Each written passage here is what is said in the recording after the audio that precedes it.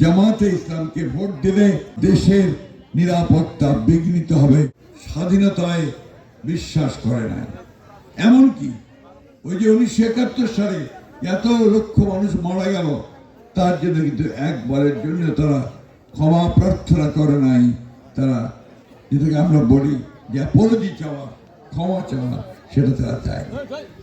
তাই আজকে সেই জন্যে আমি খুব পরিষ্কার ভাষায় বলতে চাই, দায়িত্ব নিয়ে বলতে চাই, আমি আমার বিএনপির বাংলাদেশের জাতীয়তা দলের মহাসচিব হিসেবে বলতে চাই, জামাতে ইসলামকে ভোট দিলে আপনার দেশের নিরাপত্তা বিঘ্নিত হবে, নিরাপদ থাকবে না।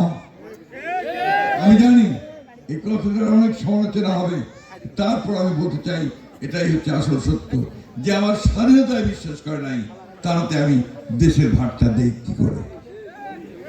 আমার কথা বুঝতে পারছি? আজকালকার ছেলেমেয়েরা কি কথাটা বুঝছে?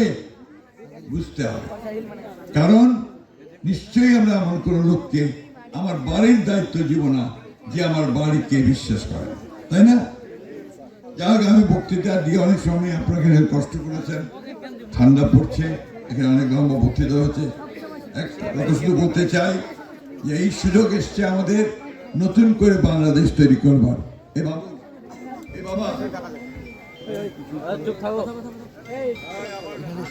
একটা সুযোগ এসছে বাংলাদেশকে নতুন করে তৈরি করা, এবং সেই সুযোগের নিয়ে আমাদের, আপনারা জানেন যে আমাদের দেশের বেগম খালেদা জিয়া গত 30 তারিখে তিনি ইন্তেকাল করেছেন।